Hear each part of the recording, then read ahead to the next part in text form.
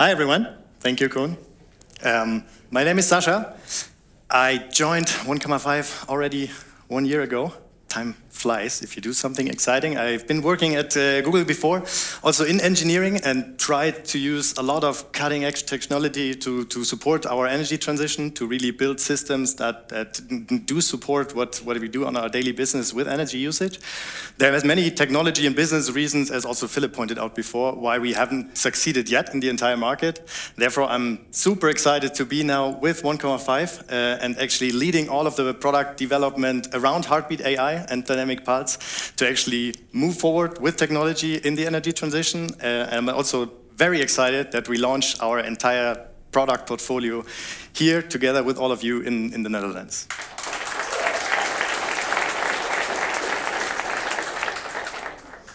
All right, and digging a little bit deeper into what Koen said earlier, we need to get started somewhere by connecting all of our assets. I think that is a very important component of what we do with our Heartbeat AI platform. We not only connect single assets and try to optimize and steer them a little bit, we really want to get all of the assets of a household connected to get that data in to really do forecasting and optimization across the entire home. Once we have connected all of those assets to our platform, we then don't need to do any more updates for your hardware anymore going forward. We then just simply do software updates. When we see new opportunities on energy markets, for example, coming up, we just simply upgrade the system you already have in place. Thank you.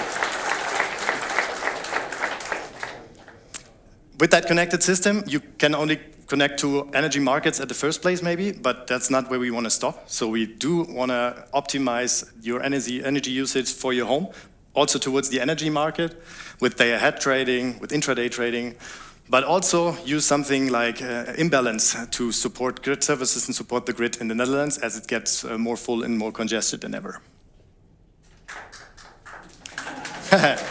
No clapping needed there. We're trying to fix it.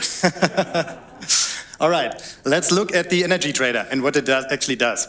So I'm not going full tech here, no worries, but I'm trying to tell a little bit more about what's behind Heartbeat AI. So basically, when we take all that data in, we use the imprint of wind and sun, so we can actually forecast how much energy production there will be.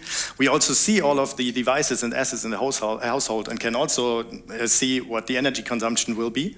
And we take additional data also into consideration to really make an assumption on when is actually the perfect timing to charge my electric vehicle or my battery. So in your net graph, you can, for example, see in the middle of the night, there's clean and cheap wind energy. Obviously, you do want to charge your car and your battery at that time, right? So nobody would get up at that time to do it manually. So your system should definitely do that completely automatic.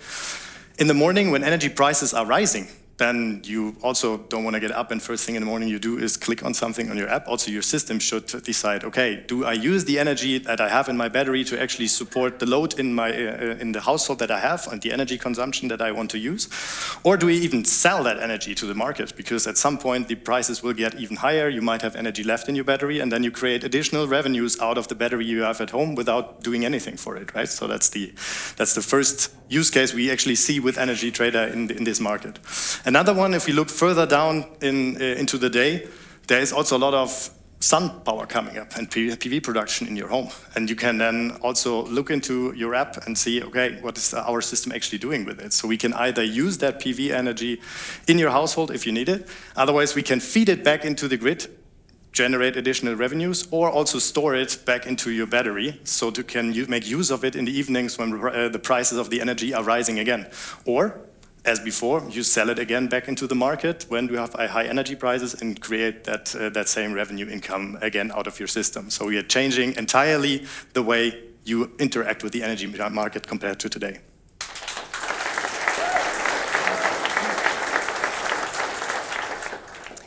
And we don't stop there.